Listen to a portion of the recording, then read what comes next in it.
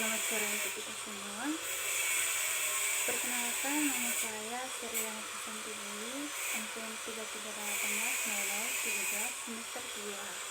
Di sini saya akan mempresentasikan materi tentang sistem rangka manusia. Sistem rangka manusia adalah kumpulan tulang yang merupakan salah satu alat gerak pasif pada manusia. Sistem rangka adalah sebuah sistem gerak di mana antara tulang yang satu dengan yang lain saling berkesinambungan sehingga dapat menghasilkan gerak-gerak tertentu. Sistem rangka berfungsi untuk menyimpan bahan mineral atau kalsium, tempat pembentukan sel darah, tempat melekatnya otot rangka, melindungi tubuh yang lunak dan menunjang tubuh. Sistem rangka terdiri dari tengkorak, tulang rusuk, tulang belakang, rangka penopang tulang bahu, rangka penopang tulang pinggul, dan tulang anggota badan atas dan bawah. Unsur pembentuk tulang pada manusia adalah dalam bentuk garam yang direkatkan oleh kolagen atau protein dengan struktur yang kuat.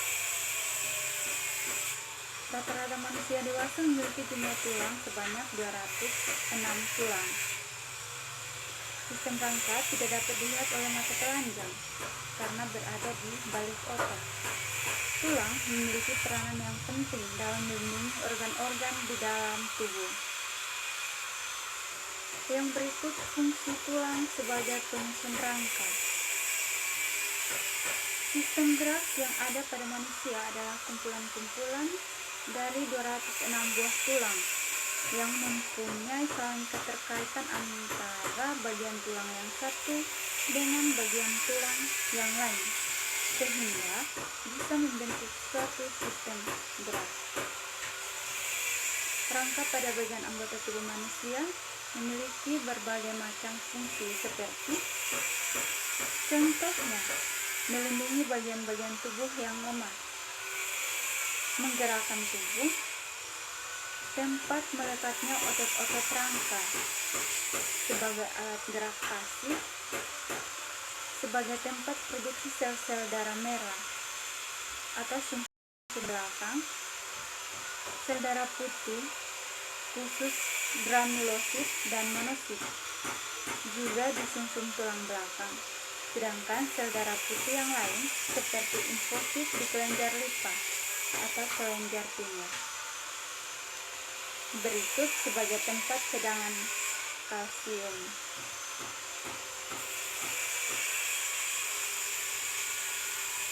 Secara garis besar, yang berikut tulang berdasarkan letak atau posisinya. Secara garis besar, rangka yang menyusun tubuh manusia terdiri dari bagian rangka sumbu tubuh atau axial skeleton dan juga bagian rangka anggota gerak pada tubuh atau appendicular skeleton. Bagian rangka sumbu tubuh atau axial skeleton terdiri dari beberapa bagian tulang, yaitu yang pertama tulang tengkorak atau kranium yang terdiri dari tulang tempurung kepala, tulang wajah, dan tulang telinga. Tulang tengkorak berfungsi untuk melindungi otak, baik itu otak besar maupun otak kecil. Yang kedua, tulang dada atau sternum yang terdiri dari tajuk pedang atau xifoid, hulu atau mobrium sterni, dan bagian badan atau gladiolus. Tulang dada berfungsi untuk melindungi organ-organ dalam dada manusia. Yang berikut, tulang rusuk atau costae yang terdiri dari 7 pasang tulang rusuk sejati atau costae verae, 3 pasang tulang rusuk palsu atau costae spuria, dan 2 pasang rusuk melayang atau costae fluctuantes. Fungsinya untuk melindungi organ di dada seperti jantung, paru-paru, tenggorokan, kerongkongan, dan lain-lain. Yang berikut, bagian rangka gerak tubuh atau appendicular skeleton terdiri dari beberapa bagian tulang, yaitu tungkai atas dan tungkai bawah. Yang pertama, tungkai atas atau extremity atas superior yang terdiri dari gelang bahu atau pectoral girdle dan tulang tangan. Yang kedua, tulang bawah atau ekstremitas inferior yang terdiri dari tulang panggul dan tulang kaki. Nah, di sini ada tulang berdasarkan bentuknya. Berdasarkan bentuknya, tulang dibagi menjadi beberapa bagian, yaitu yang pertama tulang panjang atau biasa disebut tulang pipa atau osaloma.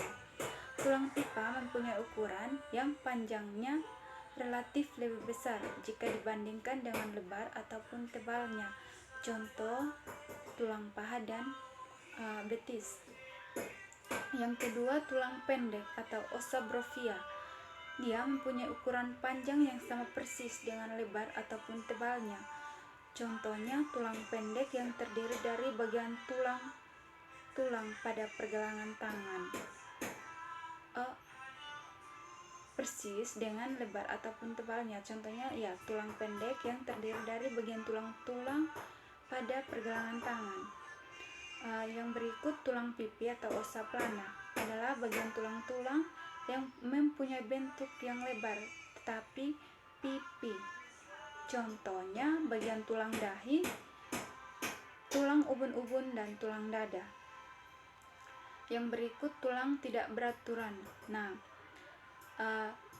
bagian pada tulang ini tidak bisa dikategorikan pada 3 kelompok di atas, sehingga disebut dengan tulang tidak beraturan. Contohnya tulang wajah dan ruas-ruas tulang belakang. Yang berikut tulang berdasarkan jaringan penyusunnya. Berdasarkan jaringan penyusunnya, tulang dibagi menjadi 2, yaitu tulang keras dan tulang rawan. Tulang keras yaitu jika dilihat dari namanya, maka tulang keras mempunyai definisi, yakni tulang yang bersifat padat dan keras karena terbentuk dari 70% zat anorganik, terutama zat kalsium fosfat, dan juga terbentuk dari 30% zat organik yang berwujud serabut, tebal, dan padat, kemudian saling menjalin keterkaitan atau serabut kolagen. Yang kedua, tulang rawan, yaitu pada tulang rawan tidak ada kandungan zat kristal kalsium fosfat dengan alasan karena tidak mempunyai sel osteosit. Jika dilihat dari ada tidaknya serabut, maka tulang rawan bisa dibedakan lagi menjadi beberapa tulang menjadi beberapa tulang penyusunnya yang terdiri dari tulang rawan hialin, tulang rawan elastis, dan tulang rawan fibrosa. Contoh dari tulang rawan hialin yaitu ujung tulang rusuk, saluran pernapasan. Contoh dari tulang rawan elastis yaitu daun telinga, epiglotis. Yang kemudian contoh dari tulang fibrosa yaitu di antara ruas tulang belakang. Yang berikut persendian dalam sistem rangka.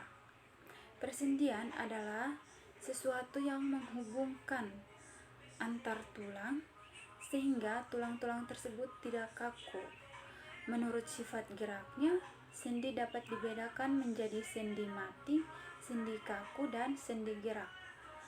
Nah, sendi mati yaitu sendi yang tidak memiliki celah sehingga tidak memungkinkan tulang-tulang dihubungkan oleh sendi ini dapat bergerak. Contohnya sendi antar tulang kepala. Yang berikut sendi kaku yaitu suatu hubungan antar tulang yang menginginkan sedikit pergerakan sehingga sendi antara tulang rusuk dan tulang seperti sendi antar tulang rusuk dan tulang dada. Yang berikut sendi gerak yaitu suatu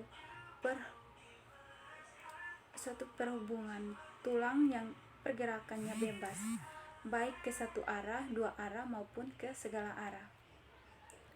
Nah, di sini ada juga gangguan pada sistem rangka, yaitu yang pertama, osteoporosis adalah penyakit yang ditandai hilangnya massa tulang yang tidak normal dan kerusakan struktur tulang pada orang dewasa yang lebih tua.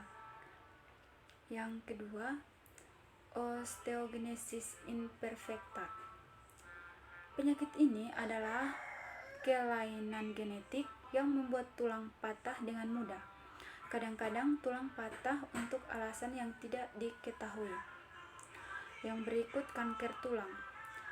Terlepas dari namanya, kanker ini umumnya tidak dimulai dari tulang.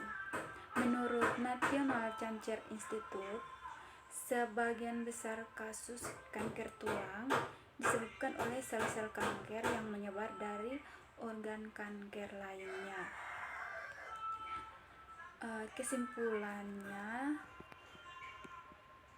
dapat kita baca di sini. Berdasarkan penjelasan di atas dapat disimpulkan bahwa di sini ada sistem rangka adalah kumpulan tulang-tulang yang merupakan salah satu alat gerak pasif pada manusia.